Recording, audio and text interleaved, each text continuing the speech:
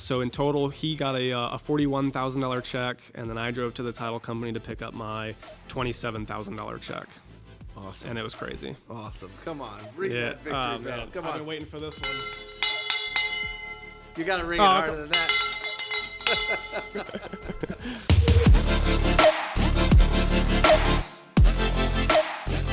Welcome to the Wholesaling Inc. podcast, America's #1 podcast for new real estate investors, where we know that finding discounted properties is the most proven path to financial freedom.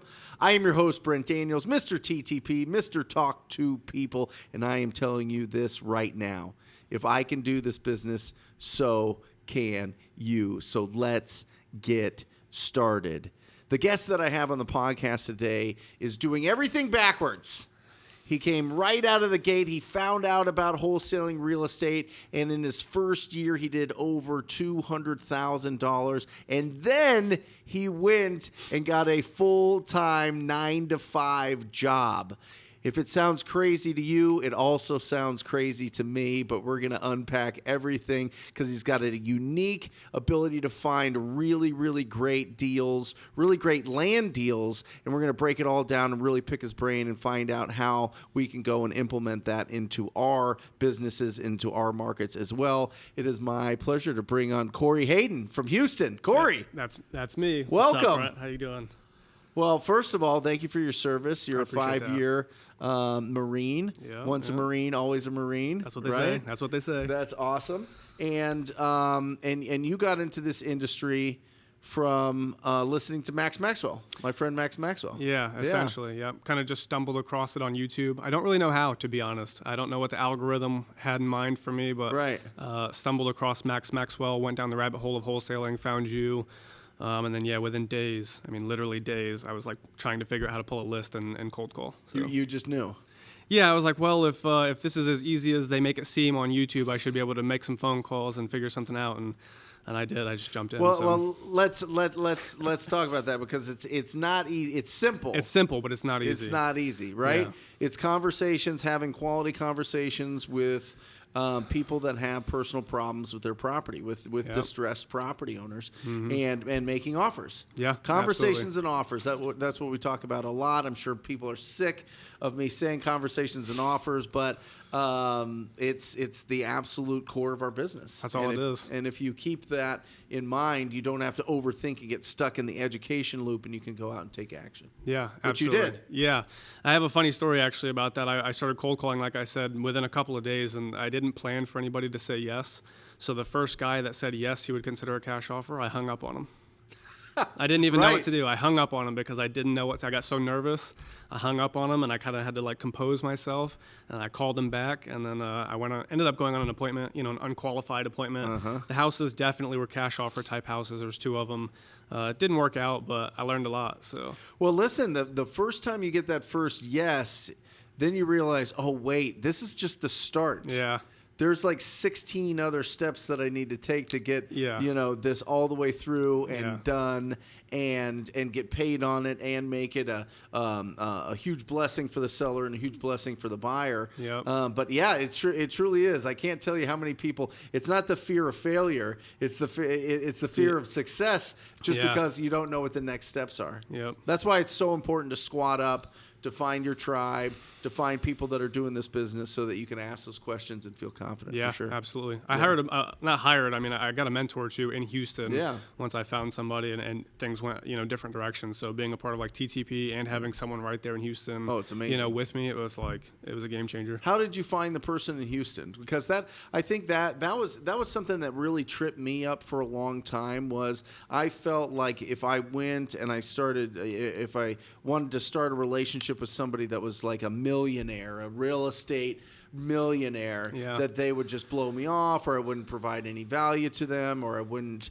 be able to I felt like real needy, and I didn't want to feel needy. So how do you do that and not get into that gimme type of relationship? Yeah, so I didn't have any idea at the time, but I knew that bandit signs, in the area were local wholesalers. So I started calling some of the bandit signs. Love it.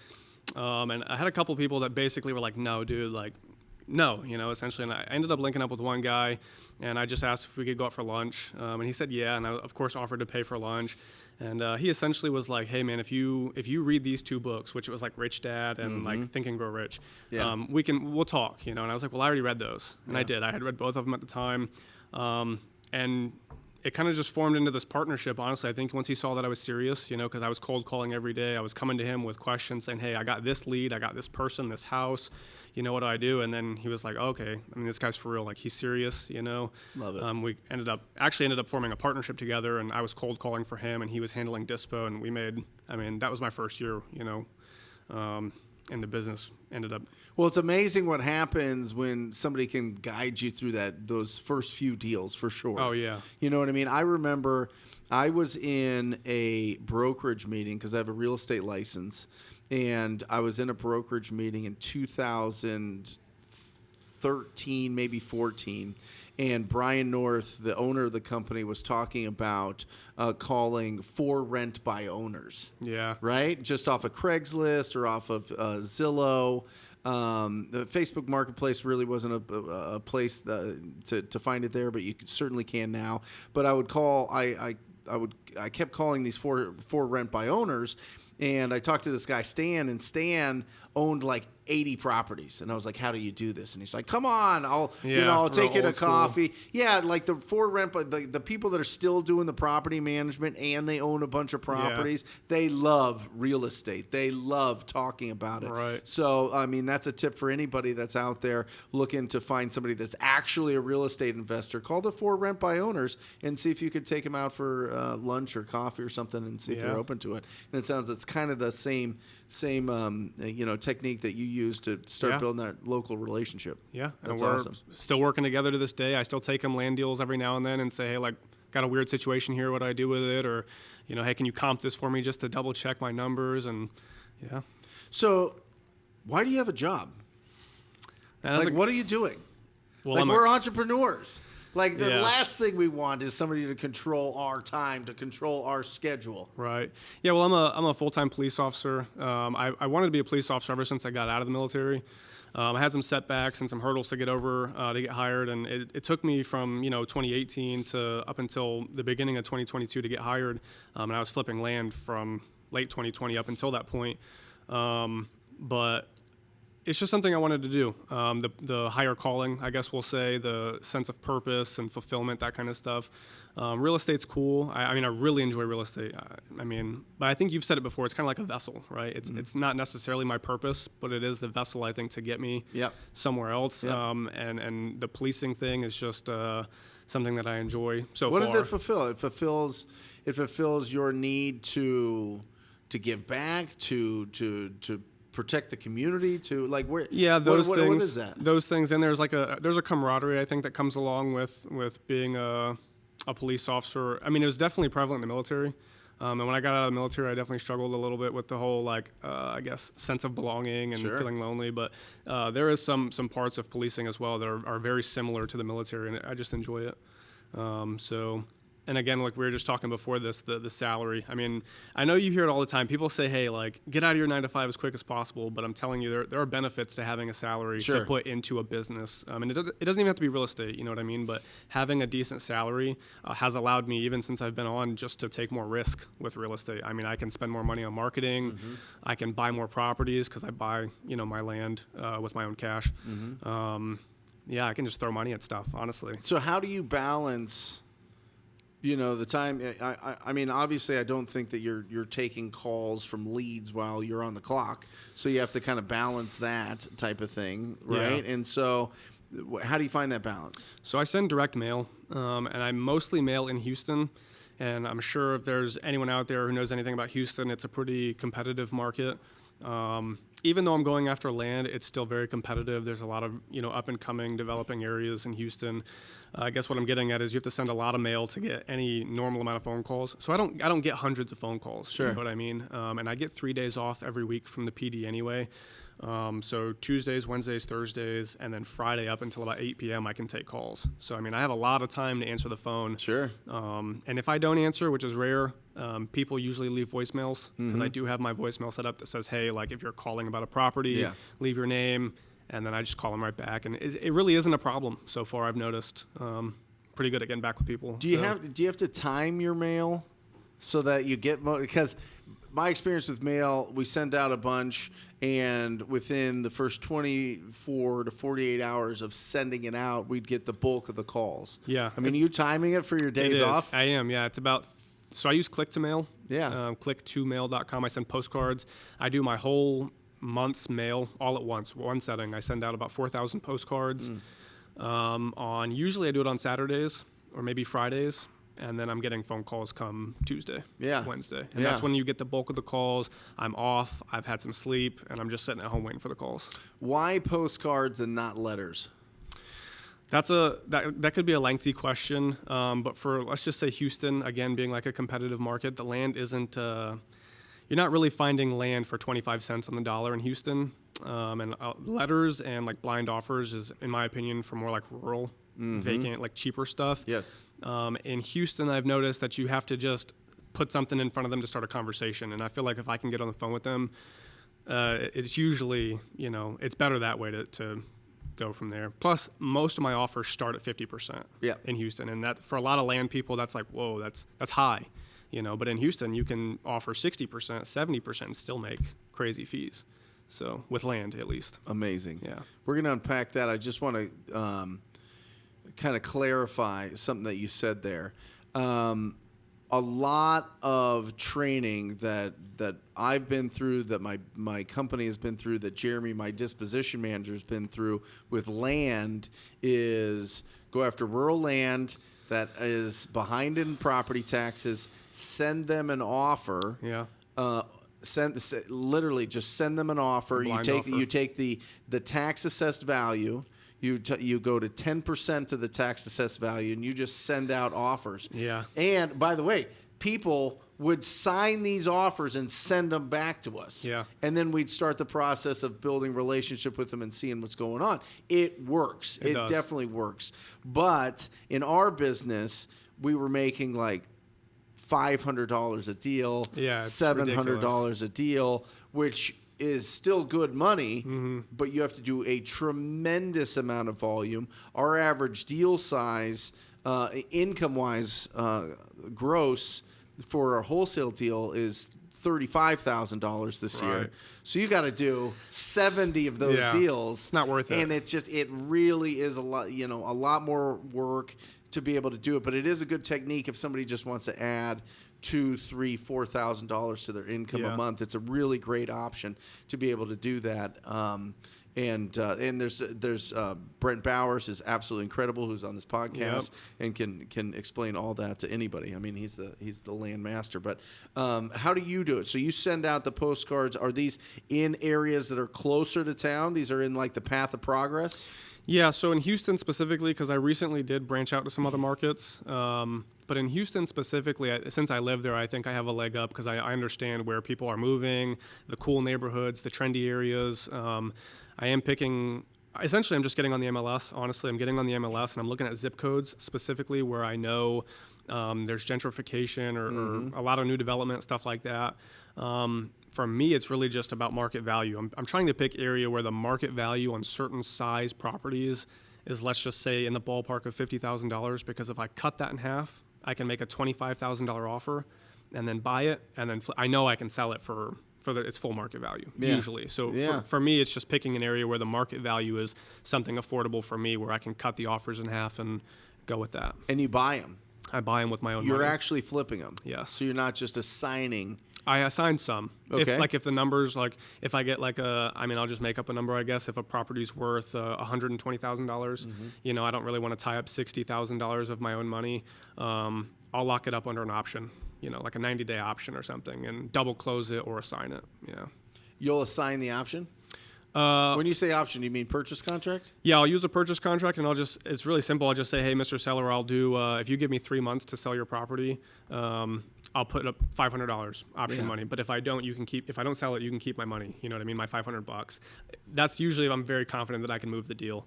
And then I'll either just double close it, just pay the extra closing costs, or once I do find a buyer, I'll then go back and have the seller sign, the contract, and then I'll assign it, and no money out of pocket, just assign. Yeah.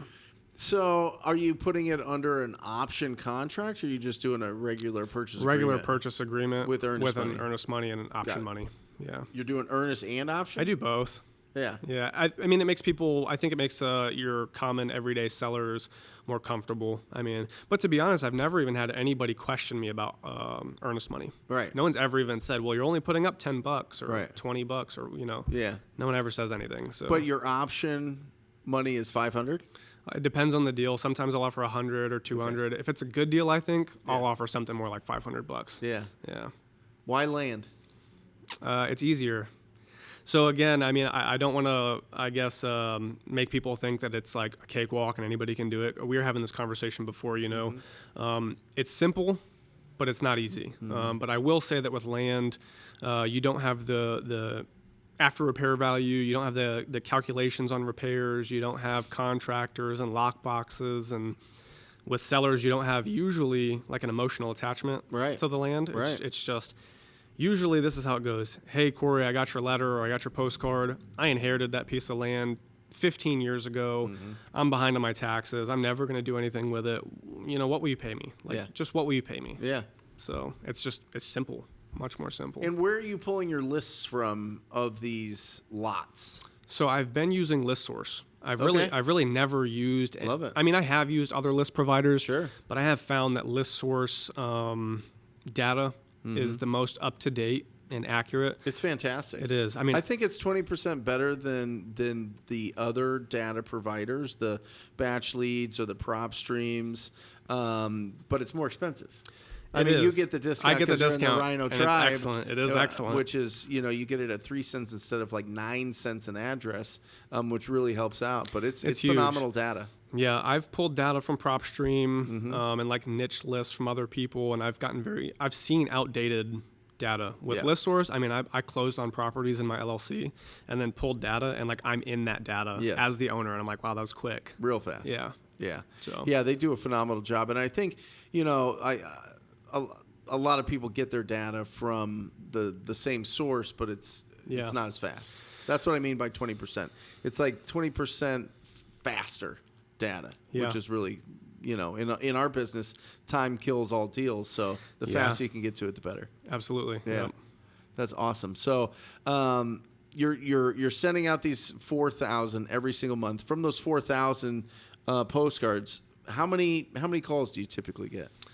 Yeah, so it really just depends. If I pick, I guess we'll call them hotter zip codes, the more competitive zip codes, it's less. Sure. If I venture out into a new area, an hour outside of the city, but still within driving distance, it's more usually. But, man, if I had to put a number on it, I'd say on average, if I send out 4,000 postcards, I'm getting in the ballpark of 30, 35 calls, which isn't a lot. When you do the math on that percentage-wise, it's very low. Yeah. But all it takes is one, and that's what I always tell people. Yeah, how many of those calls are actual leads? I rarely have people call just to say, hey, take me off your list. I mean, most people who call off of a postcard are actually somewhat interested in selling. For land. For land. It's different with houses. Very different. It's way different for houses. Yeah, absolutely. Absolutely. Like 90% of calls that you get when you send it to single family houses or townhouses or, residential improved properties, they come back, take me off your list. Yeah. So sending it to land, it's a lot different. It's a lot, but with your schedule, it's efficient. This is really nice. Yeah. It's simple. It's because very that's simple. 4,000 postcards for a month. Mm-hmm. So you're getting 30 calls. Is it spaced out each week? Do you send out 1,000, or are you just sending all 4,000? I send all 4,000 at once, and like you said, I'll get the bulk of the phone calls the first few days. Yeah. Once the mail hits mailboxes and people are coming home from work and they're getting that postcard, that's when I get the majority of the calls, and then the rest trickle in over the month. So Awesome. I'll have days where I don't get calls. You know what I mean? But then I'm just doing follow up and combing through my data, essentially going, well, who can I touch bases with who I haven't spoken with? That kind of stuff. Who's buying these deals? Who buys land deals? Because that's really the toughest part. When you go with land, the sellers are easier to work with, but the buyers are really the tougher ones to find, because there's a smaller pool of buyers that want to develop land than there is people that just want to do their first fix and flip or that have a fix and flip company. So I would almost debate that, to be honest with you. I would say, because I sell all of my deals on the MLS. I do. I have an agent. He'll list my properties for me. But I think there's a psychology that comes along with land ownership. Like your everyday average person out there, all walks of life, wherever they're from, whatever. They have this idea about, I guess, the American dream, which is property ownership, building, owning property, essentially. Yeah. A lot of people have this idea that they're going to buy land and build on it. I mean, a lot of people. If they ever do that, that's one thing. But, I mean, I've got the land for them to buy, and they'll buy it. Now, so I sell 98% of my land to non-developer, builder. Yeah. I mean, they're just everyday people that go, you know what, I think I want to build a house here someday, or I want it to put a tent on it and take my kids fishing or whatever. And that's it. I mean, they're retail buyers. So, Yeah. Yeah. Yeah, I forgot that you're not sending it to like a cash buyer database. No, not at all. You're closing on it and putting it on the MLS, which we're doing that with properties, any properties. Yeah. Now, I mean, we're doing that a lot. We're closing on them, and then we'll send it out to our list at the price that we want. If we can't sell it, we'll put it on the MLS. Yeah, cash buyers and But we usually sell it. Yeah, investors want discounts. Yeah. And I don't like giving discounts. Right. I want to sell it for its full market value. Love it. So. Yeah. So let's break down a deal. Oh man. All right. All right. Let's do it. Let's do it. So usually, people say it's their first deal. Yeah. My first deal was actually a wholesale deal. It was a house. Yeah. I wholesaled a house when I was on the program. Yep. It took me 4 months to get that one. Wasn't good. It was only $5,000, but it still kind of opened my eyes and said, okay, this is real. Yeah. You can make money doing this. I spent no money out of pocket, the whole nine. My second deal is what changed the trajectory, I think, forever. Yeah. With wholesaling and land flipping, whatever. It was a land deal. It was my first land deal. It was a cold call, so I was cold calling. I had Mojo Dialer. I was spending 3 to 5 hours a day on the dialer. Hundreds of dials, well, thousands really, lots of conversations, whatever. Got this lead, came in, cold called her, an assistant, some guy's assistant answered the phone. It was an LLC, because at the time I was calling LLCs. And she said, oh, well, Mr. So-and-so might be interested in selling that property. Can you come up with a number? And I thought, sure. I was really skeptical. I was like, this isn't going to go anywhere, but whatever. I sent it to my mentor and said, hey, this assistant answered. She wants an offer. My mentor is the one that came up with the offer. I didn't even do the research. He came up with the offer. I called back the next day, made the offer. She said, okay, let me give it to Mr. So-and-so. She did that, and he accepted it. And I was in my head still, I was like, the wheels were starting to turn. I was like, this is kind of crazy. It's too easy. Yeah, because I knew the numbers, know. And I thought, what in the world? So my partner, my mentor, typed up the agreement, sent it, and he signed it within 5 minutes. I mean, it was quick.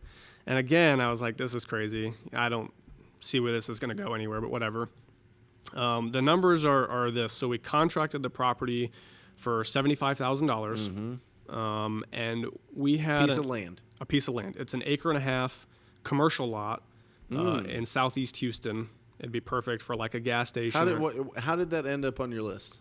Because my mentor actually wasn't wholesaling houses. He was doing land. He kept pushing for me the whole time to call a land list. Yeah. He'd been wholesaling land in Houston for 10 years. And I was like, okay, I'll call this land list, But a commercial lot? Yeah, commercial lot in southeast Houston, 1.5 acres. So we contracted it for $75,000, and my mentor said, it's easily worth $175,000.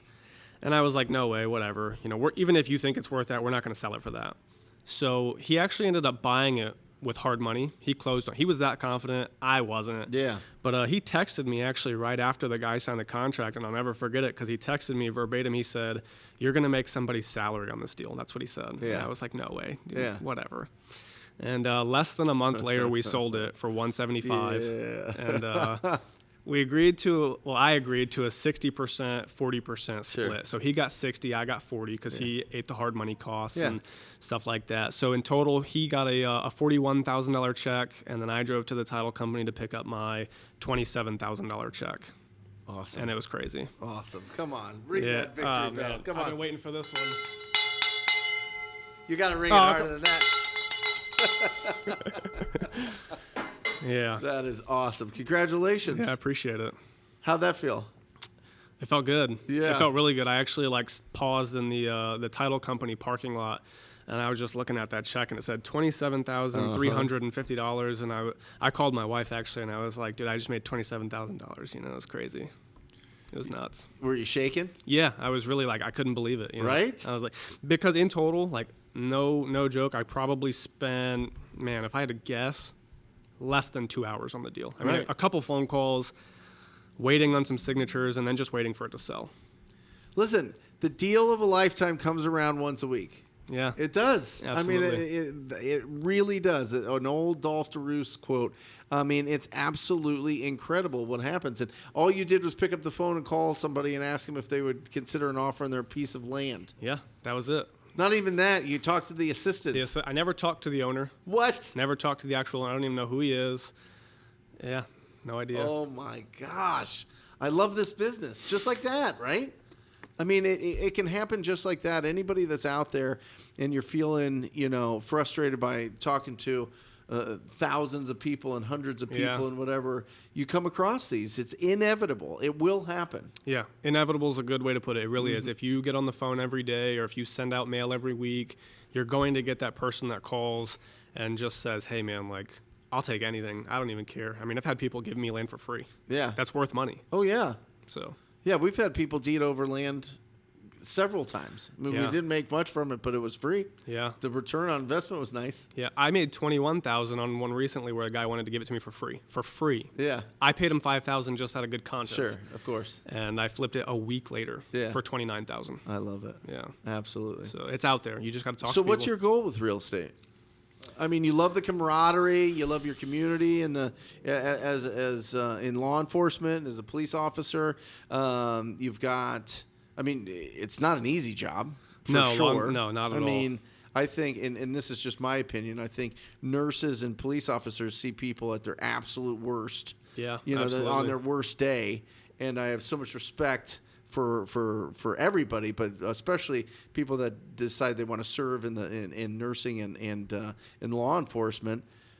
But I mean, you could make your whole salary Yeah. on one deal, Yeah. and you're sitting there going, I just dealt with this knucklehead and this crazy person and Yeah. this situation and these things. Yeah, and what am I doing? Yeah. Does that ever run through your head? Oh, absolutely. Absolutely. I mean, I closed a deal a month ago, it was a $24,000 assignment, no money out of pocket, the whole nine. And I thought the same thing. And I thought, man, I got to go to work tomorrow, and it's rough. But again, to circle back, having the income allows me to be more risk averse Sure. and do more. But I guess my goal with real estate long term is obviously the cash flow, buy rentals. I was just having a conversation a minute ago, like wholesaling is cool and land flipping is cool, but it's all transactional. I have Yep. to work for every single deal, right. especially when you're a one-man show. I'm like, I got to get some money coming in every month, on its own. So I want to jump right into multifamily. But to be honest, I just got to stop being scared and do it. It's like, Sure. it's one of those information overload things. Like I know what to do. Yeah. I just haven't taken that first step. So my goal, I guess, for this year, hopefully by the end of this year, would be like buy a duplex, triplex, or a fourplex. I love it. Yeah. You gonna buy it cash? No, I'm gonna keep my Get cash. some 'cause, leverage. Yeah, I'm just gonna leverage it, get a loan, and maybe put down 20%, something like that. But What's the big goal? I mean, do you want to have a big portfolio? Is that the you look No. forward 5, 10, 15, 20 years? yeah, I guess big goal long term would just be a comfortable portfolio. I don't have this dream of owning billions of real estate or anything like that. I think for me it's a freedom of time and choice kind of lifestyle. So if I can get 10 duplexes or Yeah. 10 quads or something, and that provides that kind of lifestyle, then that's it. Perfect. I mean, yeah, I'm not looking for anything crazy. I love it. That's it. Yeah. Absolutely incredible. How can people get a hold of you? How can they reach out, connect with you in Houston or around the country? Or maybe there's some Marines that are listening to this and they want to know if this, what's under the hood when it comes to Yeah. being a real estate entrepreneur. You know what I mean? Yeah, Instagram. I'm really big on Instagram. I wish I'd have started 2.5 years ago when I joined TTP and started documenting my journey from the get-go. But Instagram, it's going to be at Flippin' Some Land. That's Flippin', no G on the end, Some, SOME, and then land. And I post all like land-related content, wholesaling, flipping. Recently, I started doing like seller finance land deals to acquire cash flow through land. Sure. So yeah, hit me up on Instagram. I do calls, like consult calls. ask me any questions and go from there. Awesome. Well, give if somebody called you up on a consult call and said, "Hey, I'm just getting started. What should I do first?"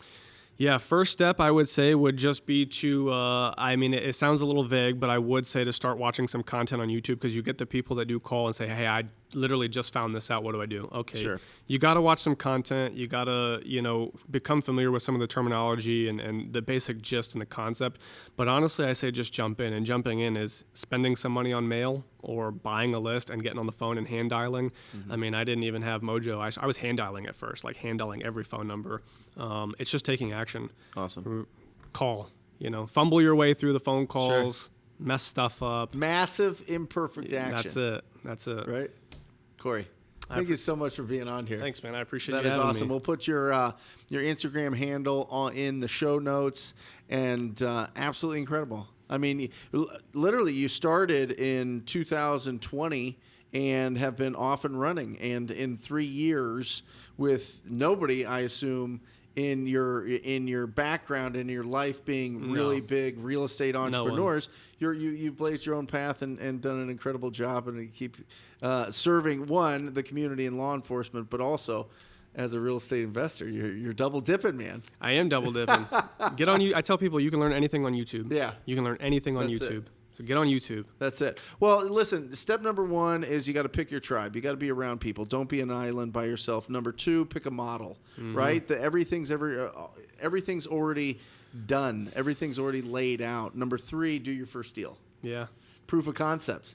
Yep. Number 4, get enough consistency where you can do this business full time if you choose. If you're not a crazy guy that wants to double serve the community, but go full time, and then the next step is replace yourself in the business, and now you've got an unbelievable asset that you grew that is paying you every single month without you having to work in it. Absolutely. And it's awesome when you get there. Trust me. So that's it.